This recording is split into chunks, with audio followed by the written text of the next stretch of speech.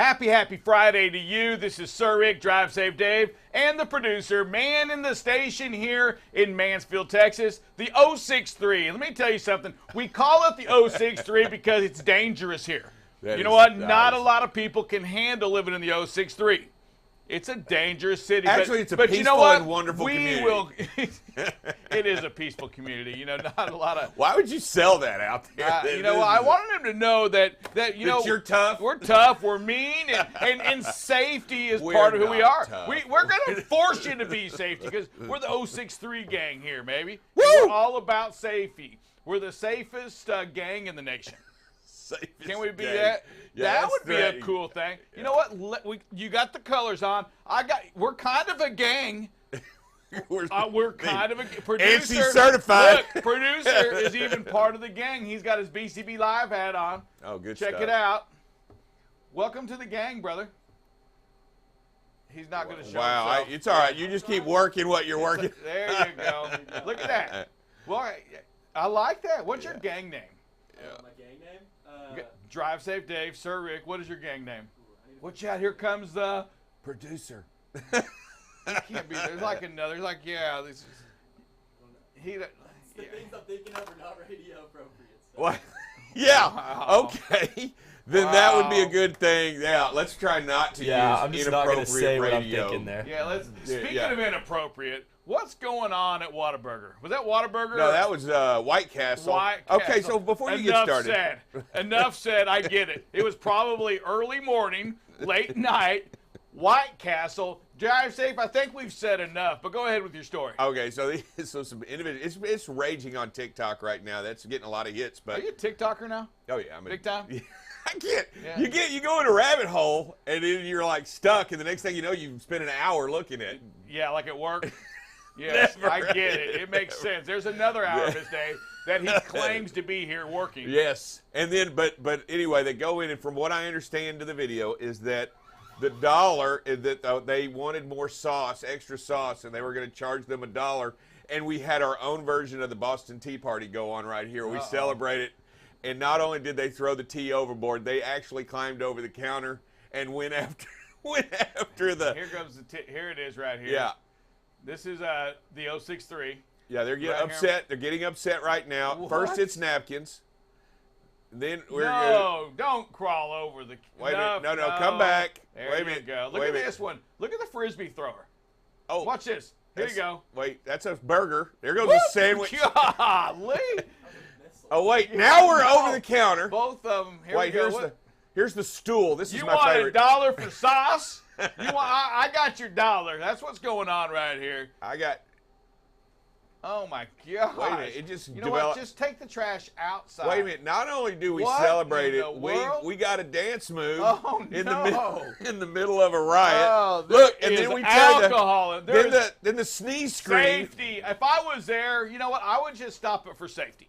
You know, nothing we see here is safe, and they just need to learn about safety. Drive safe. If you appreciate safety, if you love, oh my God, gosh, stop. Wait, it doesn't stop here. It's not. I mean, you know what? You got when. Look at this. You may go to jail when you have 50 people filming you. Everybody's filming you. Every customer back there is filming, and they take down the COVID guard. I mean, tomorrow morning when they wake up and they're in jail, I mean, you think they would say we should just pay the $1. Yeah, or not get the extra sauce. Yeah, or not get the extra sauce. They're already sauced up. I mean, I don't even. They don't need any more sauce. They're sauce. This is you can't retreat any further back in the store. Anyway, okay, seriously. That's out of control. Isn't that out of control? Out of control. That's what you will not see here in the 063. You know what? Because we don't have a White Castle. We don't have White Castle brings in trouble. You know what, White Castle? I'm sorry, from hours of 10 a.m. till 10 p.m., you're pretty cool. After that, you bring in some shady folks. I've actually hit a White Castle after midnight. No. I was going to say. I mean, and you know what? There's nothing. I mean, there's a store there. You know what? we'll never get sponsored from White Castle now, right? That's over with. That's done. Hey, Drive Safe Dave, listen, we're going to play, next week. And actually, we're going to have it on YouTube. And follow us on BCB Live. Go to our YouTube. Go to LinkedIn. We had a great conversation yesterday with a couple of folks. Absolutely. Talking about the AB5. And its implications. David Heller with the TCA, the Executive Vice President to the Government Affairs and Safety was on. Yep. Right? So Adam Blanchard, also involved in that, lawyer, and now he owns a trucking company. Double Diamond. Double Diamond out of San Antonio, Texas. We talked a little border issue as well yesterday. We're going to air that again. And the AB5, again, we're going to stress that. And I posted an article today on the LinkedIn. So, again, follow us on BCB Live on LinkedIn. You can go to me, Rick Larkin, BCB Live contributor as well. Posted a story out of Transport Topics. Also, once again, talking about the AB5 and how critical this is. And Dave, what we don't like, first of all, nothing makes sense about this ruling. No. Nothing.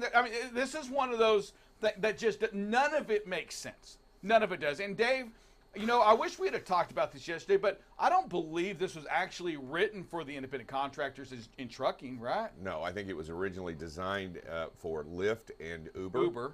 Yeah, and basically trying to protect them in their wages and earnings. And pulling them away from the independent contractor and giving them a little bit more protection. But what it has done is it has created this envelope that attests, and that these contractors and owner-operators fall within this test and this guideline. And because of it, you're risking the opportunity and the businesses of 70,000 truckers in the state of California alone. And that's just the beginning. It goes there, then it'll go to the Jersey, and then somehow, the fear is that it'll move its way towards the middle, right? Oregon will probably jump on board as well right away. And listen, Dave, I think in the interview, again, we're going to encourage you to watch it. We'll have that posted 9 a.m. Central today. We're going to put it out there. We're going to make sure we get it out to the Foxes. But you've got to make sure that you're doing your part. When we talk about AB5, Dave, I just don't think there was enough real discussion around the subject. Enough of you truckers out there, you businessmen out there, you businesswomen out there, you truckers out there, trucking companies that really dove in, understood it, and wrote their congressman, wrote people, put it on the news, because this is bad stuff. Dave, an entrepreneur out there that's been in business, for all of these years. Yep. As an owner-operator, running their business the way they want to, leased onto a company. Right. Because, Dave, think about the benefits of leasing onto a company. You don't have to have the big down payment for your insurance. You have help on the maintenance side if in fact you need that. The fuel discounts that you get alongside with that. Dave, there's just the freight finding. Now, as an owner-operator, when you work and lease to a company, and this is the big B check, right, the ABCs, the B says that, well, the only freight, if you're going to be a true owner-operator leased onto a company, the company must prove and show that the freight they're giving you is outside of their normal business. Which doesn't make sense. Which doesn't make sense. Yeah. Come on now. So now you've got to go out and get your own authority. Let's go there. Boom. There's another one. Get your own authority. Do all of this, Dave, and somehow find your own freight. Bill your own loads. How are you going to bill your freight? Now you have to run your own safety. You're going to fall under safety regs now. And you got to do it yourself. You got to make sure you have all your safety compliance, all for one truck, that everything was done already for them. Yeah, what this is doing is this is actually, having been an owner operator, this is actually taking away the American dream from so many people that started there. In fact, I went back and looked at trucking companies in the United States, and I was thinking all of them basically started under the business model of starting out as an owner-operator. Almost every company, I would say 90% of them, they grew and they became corporations, they became bigger, but they basically started out as a small operation and then got to be bigger and bigger. And I'm telling you, this is a disaster in the making, because I truly believe the Titanic is sailing toward the iceberg. And guess what? There still is a supply issue, right? Supply chain issue. Oh, yeah. Don't understand. Everybody still, and God dog it, I should have done. I may still do it today, but really I'm going to probably do it on Monday. Go in the freight review, let this week kind of happen. But everybody still wants to go and do this. They want to compare this year to last year, and we talk about the freight. We talk about how it's just slowing down. And other than last year, where we sit today is better than any other time. Absolutely. You know, that we have data on, right? Better than any other time other than last year. Hey, Dave, hey, guess who just posted their record quarter? And this is funny here. Here's the funny part, because you know what? What's going on in China's not shipping out, none of that. Maersk and somebody else, I wasn't Evergreen, but somebody else just posted record quarters. Record, David. Of course they did. These guys posted like $5.9 billion of profit second quarter. Wow. And yet we're just talking about, we keep talking about, it's going down, it's going down. It's just not last year. Right. It's just not last year. The only thing that's really changed in my mind that's hurting this economy, that's hurting everything right now, is fuel. Absolutely. And you know what? That's something that can be controlled better than it is today. Fuel is the one thing that's driving down this economy. And creating a higher inflation. Yeah, it just is. I mean, it's you can almost, and it's not, you can't just blame that on Putin. You can't blame that on the war. Let me tell you something. There is no doubt right now that inflation, that is, I don't know those numbers, Dave, but how much that is attributed to fuel? I think 2%. Yeah, it's just unreal. And I don't even. And I think it's even higher. I just think there's no money to spend right now because of fuel. Right. Right? And everybody comes to us or a trucking company, they say, well, how are you making it? Well, guess what? How are you making it? Because we're charging back the customer. The customer pays the fuel surcharge. Absolutely. They're paying 40 to 50 cents more today. They're paying 100% more today, probably 120% more today than they were a year ago in fuel. Rates have gone down. They're still paying the exact same thing because of fuel. Absolutely. Which means you're paying it at the pump. Right. Which means you're paying it when you buy milk. You're paying it when you do this. And now, Dave, we're going to throw in this AB5. Right? That's going to throw more, more of a mess into that supply chain that still exists today. What a disaster. AB5. Let me tell you something. Look it up, research it, watch the interview today. Learn a little bit about your industry. Absolutely. Right? Know what it is. Get the word out, because I truly believe that most Americans don't know what's coming. I don't believe they understand. No, I agree. I don't think Fox, that you don't see it. CNN, you don't ABC, see it anywhere, because I don't think the word's gotten out, because they don't understand it. They don't really understand the industry as a whole, and that owner-operator model that takes place within the industry, and how successful it's been for 100 years. They just don't get it, and how important it is to the success and how this country moves freight. And I'm telling you, it's coming to a disastrous end. What I don't like, Dave, period, is things that just, it doesn't have to be anything that doesn't make any sense. Right? Sometimes we do things, and it's just like, what? Even in your own company, you do things, and you sit back and go, why are we doing that again? Say what? Because we've always done it that way. Because we've always done that way, or it seemed like it was the right thing to do years ago. This makes no sense to anybody. Yeah. There's no benefit anywhere. Listen, we have Dr. Napier on coming up next on BCB Live. We're the safest station in the nation. We're going to talk a little about Homeland Security. We're going to find out what we're studying. Whoops. You never know. Coming up next, though. This segment has been brought to you by Utility ProWear. Utility ProWear manufactures high-quality, ANSI-certified, high-visibility apparel for both men and women. Infused with the Teflon fabric protector, Utility ProWear gives you the added benefit of providing a barrier to liquids, dirt, and grime, keeping you cleaner longer, brighter longer, and therefore safer longer. Get your high visibility apparel by going to utilityproware.com. Use the code BCB20 at checkout for an exclusive discount. All right. Hey, welcome back to BCB Live. We're the safest station in the nation. Drive safe, Dave. I'm used to being the smartest guy in the building, but every time, second time Dr. Napier's joined us, I am no longer the smartest. I'm the second smartest guy. Doctor, how you doing today? All right, we got some. Can you hear us, Dr. Napier? Oh, I was going to say he's awfully still. Doctor, you have camera fright. No, he is frozen right now. We'll come back to him. Drive safe, Dave. But yeah, we were talking before the break to the producer. He asked a question. He goes, "How did this even? How come I'm not hearing about this?" And Dave, I'm right. I just don't think that the industry, did enough to talk about it. I'm not saying that the TCAs, the American Trucking, they probably did their part. But what about the individuals? What about California? What about the independent contractors? Why didn't they say more? And he asked that question. And I'm just saying, well, because these folks that it affects, they work for a living. They're busting their tails out there, making sure that we have goods at the thing. They probably don't even understand what's really happening until it's too late. Right. They don't understand all that entails because they indeed are out supplying America. They're pulling the freight out of the port. They're in line at the port. They're buying fuel. They're doing all this. They're getting all of this done. And Dave, they don't have time or they don't believe. No, they probably just don't have time to do that. Well, and I'm gonna and here's another take on it. It wasn't much long ago that President Biden just said no one can explain the supply chain issue. There you go. And if you do this and you say this and you make people believe, then they don't understand that other part of the supply chain. Right now, everybody in America knows that there's a supply chain problem. But as you start to pinpoint and identify these, they just don't get it, or they don't want to. Yeah, I get it. Hey, is Doctor back?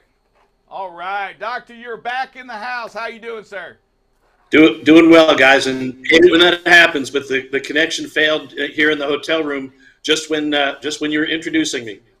You know what? You just wanted to hear it again. The smartest guy in the room right now. Here we have the doctor in the house. Doctor, you're in Arizona. What's going on in Arizona? Well, I got a lot to tell you about what's going on in Arizona, but I do remember the last time I was on the show, and you guys showed me a lot of smarts and a lot of industry savvy, and I felt like maybe I wasn't the smartest guy in the room. Maybe I was QB3 on that exchange. glad to be out here. So and thank you for asking. So as you know, my kind of home base assignment is faculty member in the College of Business at the University of Texas at Arlington, where I have the great honor to teach a logistics course for undergraduate and graduate students. And of course, that's the connection I think had your production team originally reach out to me. But this summer, I'm doing something a little bit different, applied to a government program through the Department of Homeland Security. It's a summer research team project where they put a faculty mentor together with a team of 1 or 2 students. I've got 2 excellent students on this one. And you go to one of the Department of Homeland Security Centers of Excellence, they call them, which are research centers that are designed to help and support and further the mission of the Department of Homeland Security, which of course is to keep the country safe. And that includes transportation systems. So it includes highway transportation, a lot of emphasis recently on pipelines, with pipelines being hacked. So it includes data security as well as all kinds of physical security. But the center that I'm working with is at Arizona State University. It's called the Center for Accelerating Operating Efficiency. And the research project that my students and I are working on is dedicated to increasing the efficiency of security screening checkpoint operations at airports. So it's a little bit of a different focus on the transportation industry broadly than trucking, but still, kind of interesting project. And there's been a good opportunity for me to just do something different. Typically, I teach over the summer, continue my research, but this was a chance to get engaged with an active data science team solving real-world problems compared to some of the kind of more theoretical things that some of my other research has been dedicated to. So I'm out here in Arizona for a 10-week project, and we're rounding the corner. We're finishing up week 7 right now. Oh, wow. And so as we talk about this and Homeland Security at airports, there's still a lot of influence from September 11th on protocols and procedures, right? I mean, we still look back at that as a black eye and never want that to happen again. Are you looking at anything like that? Absolutely. That's kind of the foundation of everything that Department of Homeland Security is doing with the airport security. And So the way we're looking at it is, and as we go through the literature search, a lot of things point back very directly to the 9/11 terrorist attacks. But the focus now is on trying to move people through those security screening checkpoint operations more smoothly. I was surprised when I got engaged with Department of Homeland Security to find out that they really do value the time that passengers spent in those screening processes. I had the kind of the attitude going in, flew a lot at different times, showing up at the airport at 6:30 in the morning and having kind of an attitude about, okay, this is an inconvenience. Is this security theater? Are they really we really doing something useful? So yeah, look at it as kind of a necessary evil. But I was really glad to learn that Transportation Security Administration, which is the part of Department of Homeland Security, they really do gear their operations toward trying to optimize the staffing and the processes, including the equipment configurations, to get people through the screening process without compromising security, but get them through as smoothly and as quickly as possible. So I was surprised to learn that the target for all those security screening checkpoints is that nobody should have to wait more than 10 minutes. And of course, with all the variability and the uncertainty about passenger arrival times, and are people going to arrive half an hour before the flight? Are they going to arrive 2 hours before the flight? A lot of uncertainty there. So a lot of people spend more than 10 minutes going through the security screening checkpoints, but the objective is to get people through there as quickly as they can. And then my team was asked to help with cost benefit analysis on implementing identified process improvements. And one of the things we had to get down to was how to quantify the value of travel time savings. So the idea is some prior research has been done by excellent faculty group here at the Center for Accelerating Operating Efficiency at Arizona State University, and they identified some process improvements. And then the issue was which ones are cost justified, which ones save us enough passenger waiting time to justify the incremental cost of putting these process improvements in place. So we've had some fun learning about the different ways to approach quantifying the dollar value of travel time savings for passengers. So it's been a fun 7 weeks. Again, great faculty colleagues to work with out here at Arizona State University. I've been really lucky to have two excellent students involved in this project. Well, you think about the what you just said there. That was a lot to take in. A lot of questions that could come to my mind. First of all, 10 minutes. Does that start like the TSA looks at your ID and boarding pass, or does that count when you get in line, right? Number two is the cost benefit. Boy, that's a tough one to really to put out there. I mean, the cost benefit, because in theory you would automatically think that, well, you're not saving.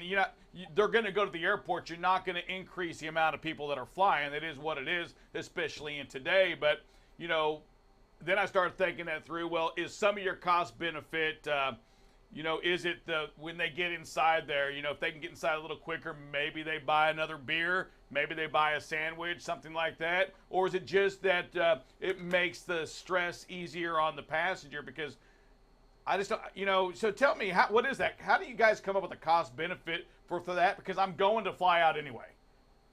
Well, a lot of good questions there. So one of them is, how do you measure, quote, waiting time? And what I found is a lot of the literature and the way they frame it, they talk about waiting time, but a lot of that time isn't actually waiting. A lot of the time is consumed just going through the screening process. So the way, and they've got the definition, in my opinion, correct in terms of what they're trying to control or minimize. But the way I look at it, I've started trying to encourage them to use the term dwell time. How long are you in that total system? And I define it as from the time you step into line to have your documents screened until the time that you get to be reunited with your gear, your luggage, your wallet, and your belt and everything at the end of the screening process. So I say it's from the time you step into the line to be screened for your documents until you're in the recombobulation area. I don't know if you've ever flown to Milwaukee, Wisconsin, but when you come out of the security screening area in Milwaukee, they've got a sign up there that says recombobulation area, implying that, we all get a little bit discombobulated when we go through the process, and we want to be recombobulated. So I define it as the dwell time, from the time you step in the line to be document checked until you're reunited with your goods. And no, go ahead. I'm listening. There's so many questions that we want to ask, but go ahead. Okay. And so the idea is you want to baseline. They've got their procedures, so you don't want to compromise on safety and the accuracy, the baggage screening, anything like that. But the issue was how do you value passenger wait time? So we looked at literature streams. That's the kind of thing that you do with academic research, and we found a lot of useful work had been done in other areas of the government. So there's particularly a Department of Transportation methodology where they do calculations of the value of travel time savings, which is based on dollars per hour of the value of a passenger travel time. And a lot of that dates way back to 1960s Nobel economics researcher named Dr. Gary Becker from the University of Chicago that started the ball rolling with people value their time in some way in relation to their earnings or their income potential. And so they started with that and developed different valuations for passengers that are traveling on personal business versus travelers that are traveling on business. And so there's two streams and two calculations that are done. What we found, students did a great job of going through the literature, bringing some ideas back. What we found is there's a lot of kind of toing and froing as far as how originally over in the Department of Transportation they brought those calculations together. But one, they don't update them very frequently, and two, the documents and the reports that they've got, it's not very clear how the methodology works. So the two things we did were put together a model that would let Department of Homeland Security grab some data and update that, use the Department of Transportation methodology, but update that the calculation of the value of travel time savings on a routine basis, year by year, as new information comes out based on household income and average earnings from Department of the Bureau of Labor Statistics or the Census Bureau, and being able to pull current data in, get an updated value for this estimated value of travel time savings, and then updating that value is going to be really important at a time when we've got this sort of galloping inflation, which I know the two of you talked about in the earlier in the show. Well, as we talk about it, and all of us travel, all of us go in, and we all dread going through security, especially when there's long lines and heavy travel times, and we're talking about it, but are there any specific issues or problems that really create the inefficiency that you've identified maybe in your study that the general public, I personally think it's just not knowing the process that slows everything down. Like I always get behind that guy that's never taken his shoes off before, carrying a bottle of water, and has just stuff in his, he just doesn't understand that big bottle of shampoo, you can't take it on the plane. First time flyers go this way. Yeah, everybody else right here. That's exactly right, and that's one of a lot of this. In the first week or two of this project, the students and I went and just dove in, looking at all kinds of literature. Not necessarily peer-reviewed stuff, but just reading everything we could. Online sources, things like that, just to get acclimated to what are the issues, how do these really complicated waiting line systems work. And we found the lot of just kind of tools and techniques, tips and tricks. So one thing, Dave, you identified it. If you've got multiple lines in front of you, don't go to the one that has a big family with small children. They probably don't travel very often. And it is exactly as you said, the less experienced travelers, tend to take a little bit more time.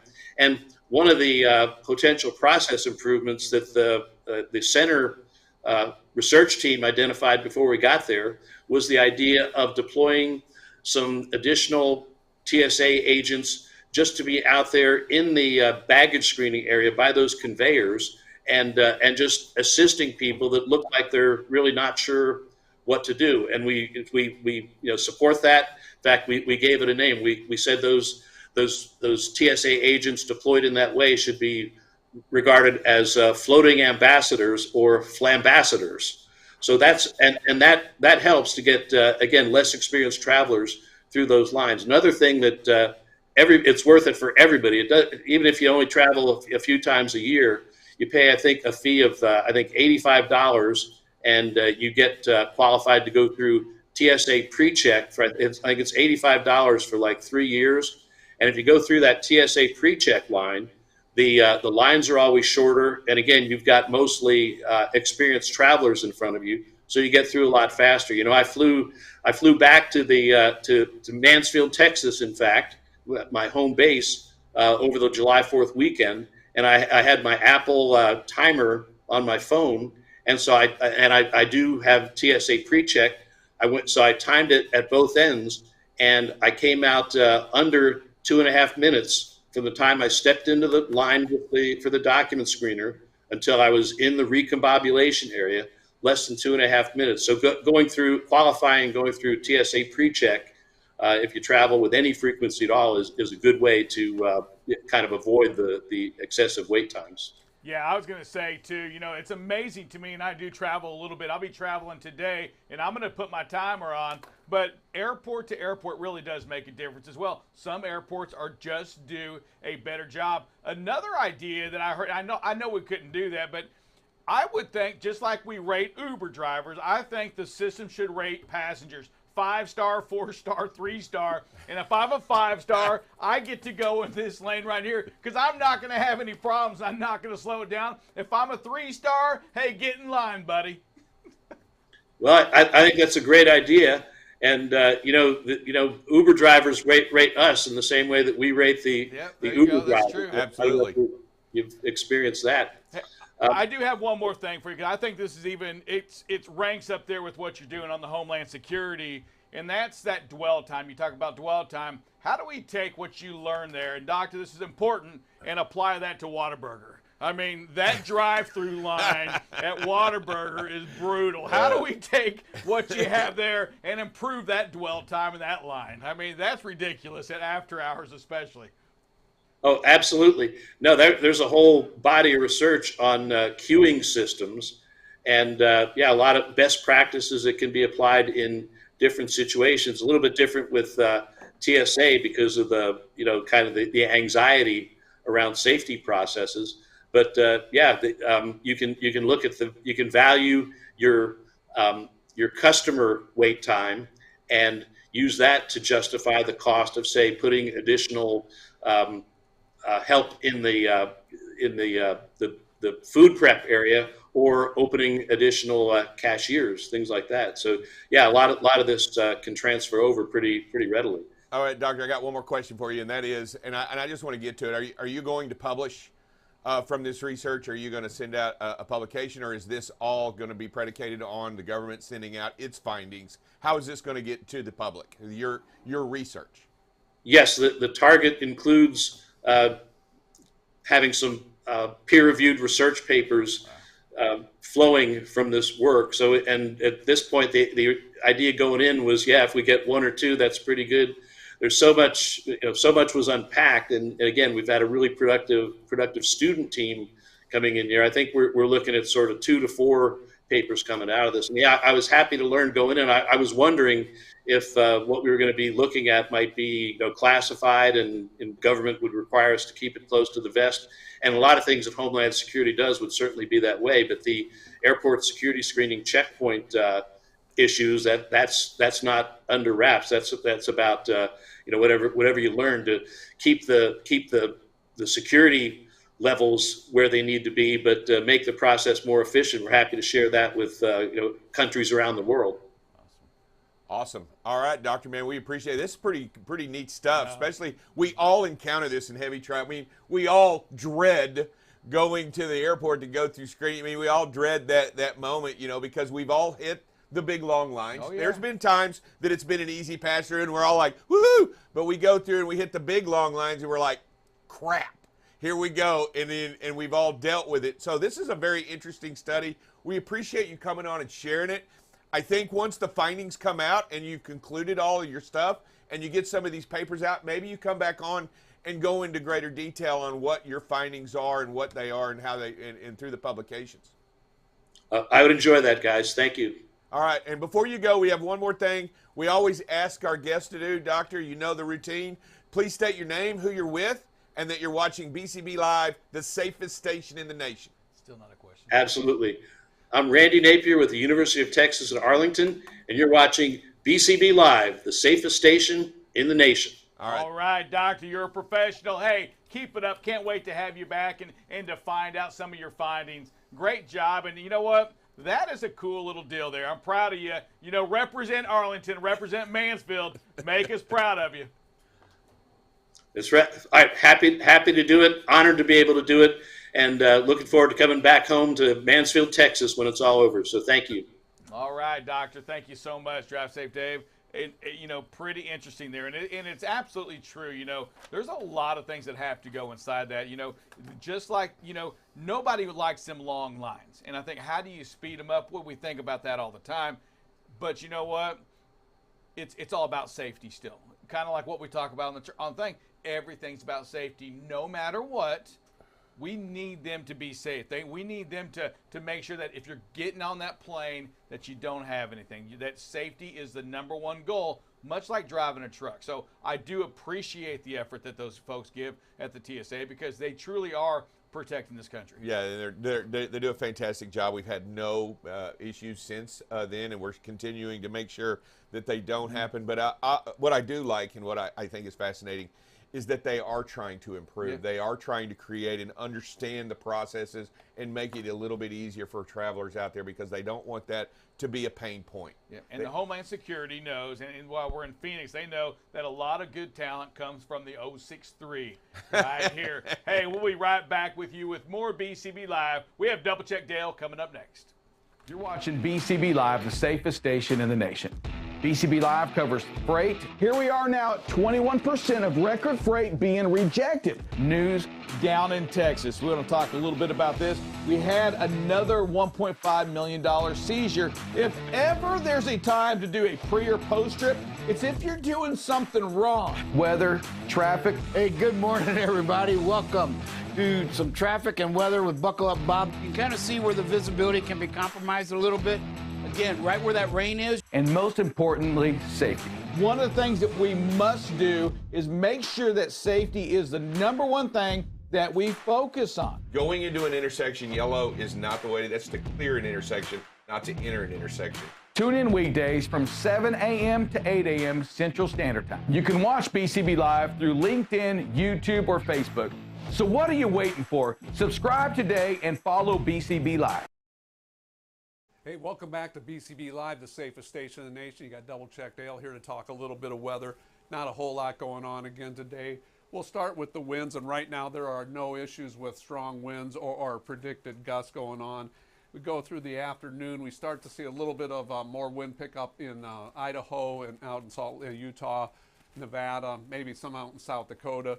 As we slide to that earlier evening, you know, there is a pocket of pretty strong wind in Wyoming and up into Montana. The winds do pick up out in New Mexico and the Panhandle this afternoon, late early evening, but just really not a lot of strong winds or gusts in the forecast. Also, we're very fortunate there. When we look at the rain and thunder, you know, this is currently pretty strong cell of thunderstorms going across central Illinois, stretching from southeast Iowa and Missouri all the way across Illinois and Indiana. Pretty strong cells there. Potential for some really strong winds, maybe a tornado or two out of it. And so if you're in that area, be aware of that. And that's current right now. As we go to this afternoon, about 3 o'clock, central Illinois, pretty strong storm going on. And then down into southern Indiana, also a strong storm right along that Kentucky-Indiana border. potential for some very strong winds there, maybe a tornado or two, heavy rain or heavy rains with flash flooding. Other areas, we got some scattered storms out through New Mexico, front side of the Rockies out in Colorado, along that South Dakota border where we saw those winds starting to pick up. And then down in the Gulf Coast, Georgia this evening, South Carolina, North Carolina, right along the coastal areas are going to see some rain. Florida getting rain this afternoon, no surprise there. And then as we go in the early evening, that storm out in Illinois and Indiana seems to have shifted a little bit to the east, and a pretty strong cell there in Indiana, central Indiana, right along the Ohio border. And I think as we go a little bit further into the overnight, right around midnight, that storm seems to intensify right there in that Indiana, Kentucky, Ohio corner. Big, strong storm there. And then West Virginia, right around Maryland, there's a thunderstorm that picks up there, and that's in the midnight hours. So that's what's going on with precipitation. And, I'm going to sound like a broken record with the heat because it's going to be hot for the next, 5 to 7 days, maybe even a little bit longer, 100-degree temperature. So let's make sure, we're getting plenty of water, staying hydrated, taking care of those pets. Remember a great tip the other day, somebody said, the pavement when you get out of your truck is really, really hot, that asphalt. So you put your pet down on it and be sure, you're aware of that so they don't burn their paws. Take care of it. We're talking a lot about tires, and so make sure you're doing your inflations, making sure your tires are in good shape. With that, we'll take a short break and come back, talk safety. This segment has been brought to you by Utility ProWear. Utility ProWear manufactures high-quality, ANSI certified, high-visibility apparel for both men and women. Infused with the Teflon fabric protector, Utility ProWear affords the wearer durable clothing with a great fit to afford the highest degree of safety. Get your high-visibility apparel by going to utilityproware.com. Use the code BCB20 at checkout for an exclusive discount. Thank you so much for joining us here on BCB Live. I'm Sir Rick. We have Drive Safe, and the star of this segment right now is Double Check Dale. You just heard the weather from him. You saw his approach, and now he's going to talk a little bit of strategy regarding safety. Dale, what you got for us? Hey, we got, next week a Safe Driver Week. It's an increased enforcement out on the roadways looking at both commercial motor vehicles and the four-wheelers. And we're really focusing on what their areas of focus are going to be when they're out there next week looking for violators. Speed was the first thing that they're really going to focus on. Distracted driving is another one, following too closely, improper lane changes, and then the last one they're going to focus on, and it's a great one, drugged or impaired driving. That is a very serious thing. Over the years we've got better. Mothers Against Drug Driving has helped us, lower the numbers there. But in 2020 there were still almost 12,000 deaths from drunk driving. That's a 14% increase from 2019. And so just got to be aware of that. When you see somebody out there, when you see somebody swerving, don't be afraid to, step up and say something, call somebody, because it's still a real issue, and you could be the one that saves some lives, and that's what we're about, protecting lives here at BCB. We are, definitely. Let me tell you something. Driving drunk, driving induced with any kind of drug can lead into a dead end. It is a dead end. It is a no-win situation, so be very careful, be mindful, and understand that you can do your part wherever you are and however you are. You can always say something, and you can get people to take their keys. I wonder about this. I think our age, again, I'm sorry, you're a little older than we are, but we're an older group, right? I think that that we struggle with maybe some of the technology or the thought process when it comes to getting home. Producer, your age group. Let me tell you, I've got a kid your age. They seem, and I could be way wrong. Maybe I'm just getting lied to by everybody. But y'all seem to really focus on designated drivers. And I know you're underage, but the people that are of age that you hang out with, they seem to find Uber. They seem to do all of these things to make sure that somebody doesn't drink when you guys go out. Does that seem about accurate? I definitely agree. I mean, Uber and Lyft are definitely really good ways to do it. So you hear. I mean, your friend tells so I you. hear. Yeah, but your friends tell you. I mean, me personally, I'll say it. I mean, I've had. I mean, a big thing like when I graduated high school, going to college was like Uber gift cards. That was a big thing. People just giving those to you as a present, which, not having to have used it before, it was not I didn't really care for them. But then, you know, you get out there and it's a lifesaver. Yeah. Just having that, you're never having to ever worry about, you know, making a bad decision. It's And you're going to college now, so you're at A&M. You know, do you see a lot? I mean, do the kids seem to plan around to make sure that somebody is there to drive home or to use that Uber? Oh, or definitely. you see? I mean, and that really does impress. I'm going to tell you, They that do. younger group, it's pretty impressive what y'all do. on Even that side. even my daughter's 27. They go out with their friends. They always have one. They'll go out like with couples or something, but there's always at least one of them that is the designated Yeah, driver that and, night. and we've done the same thing, but you know, we can never count on that one. You know, Yeah.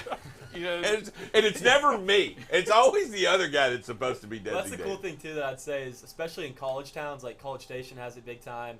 I know Austin does, Lubbock.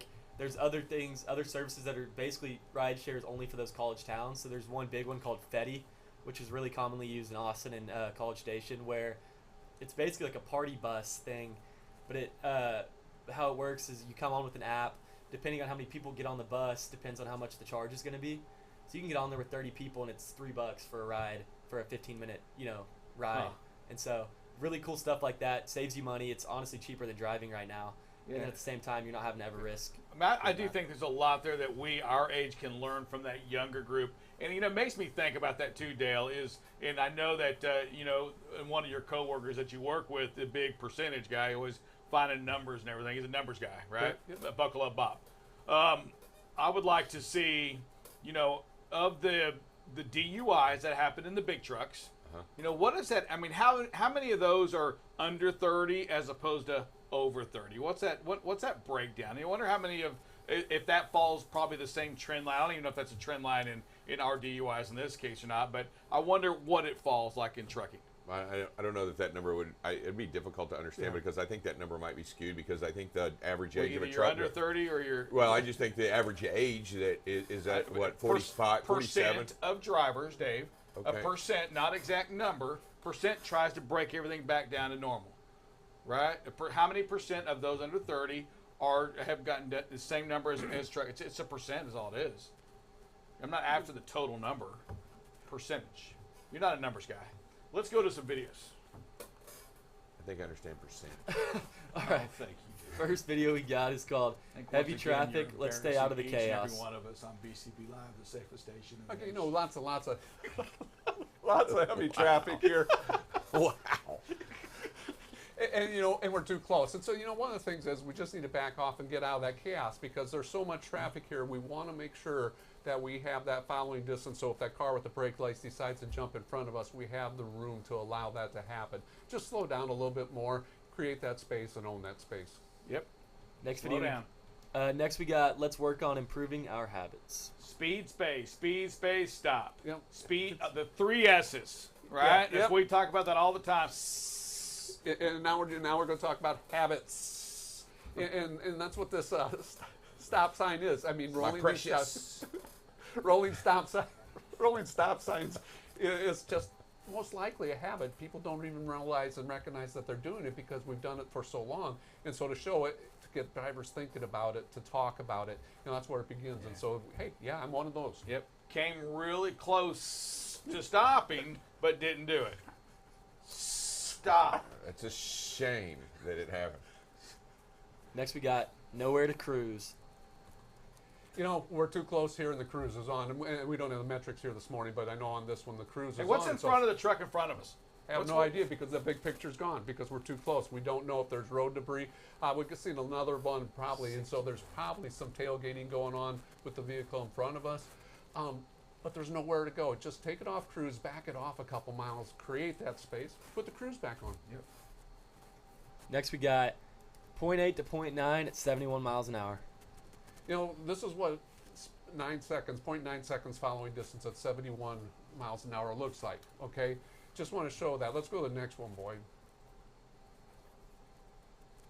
And this is 0.9 following, 0.9 seconds. You may be too close when you can see your eyebrows. But this is 0.9 at 49 miles an hour. See, we're much closer, but the speed has changed. And so this is that new technology. It really shows us, and we have an opportunity to start looking at, hey, yeah, it is different. I got to account for the speed that I'm going. We got one more video today, and it's called Tire fire. You know, we talk a lot about the heat and taking care of our tires and inflation and everything, and that's one that, you know, don't know if it was underinflated or what caused that tire fire, but ouch, that's ugly. It's a hub. Brake hub. Brake fire. Okay. So there's your tire fire. Take care of the tires, inflate them, make sure the inflation's right on them. That's a grease leak right there, Dave. There's no grease in that hub, is what that is. You disagree with that? I don't know the exact cause of that. You know, there's a pretty good chance that's what that is. It could be that. Proper pre-chip push. If you got to look at your equipment right now, Brakes. all the time. What happens when you have no hub grease? Is it grease? Yes, it's Oil, grease. hub oil. Yeah, it's hub oil, but you it's got still 80, grease. 80, 90 weight. Okay. Yeah, it's What happens when you have none? You have greater friction. Yeah. And what happens if you have greater friction at say 70 And miles an hour? Yeah, and you have wear, and it'll cause it will catch fire. Like we saw there. It is possible, yes. I know transportation, Dave. I've been there. You know, I see things like this, and I see it on the road all the time when I'm out doing experiments or studies out there abroad. And you know, it's one of them things that we see. Yes, sir. I don't even know why we have fire inspectors. We Bottom just line, get pre-trip, Rick in make there. sure your equipment's in good operating order and it'll Always bear get the Dr. it heat. Napier and I, we've done a few travels together. Let me Have tell you you? something like that. I know we have him right now in Arizona. I'm not sure where I'm going next. You know, studies abroad. That's what I we know do. where we would like you to go. Wow. I think this show just turned rated R. Folks, listen, we want you to make sure you stay safe this weekend. Next Monday. We'll be back on Monday. That's Drive correct. safe, That's Dave. correct. Until then, make today the safest day you've ever made it. Our dear Heavenly Father, we thank you so much for this day. Continue to watch over all of us. Help us to make the best decision. We ask that you also be with the leaders of this country, the leaders of on the DOT side, on the all of this stuff that's going on. Help us to work together to find solutions to issues, real solutions to real problems to make this country better. I ask all this in your Son's name. Amen. Everybody, make today safe. Make tomorrow safe. Make every day safe. Speed, space, stop. We'll see you on Monday.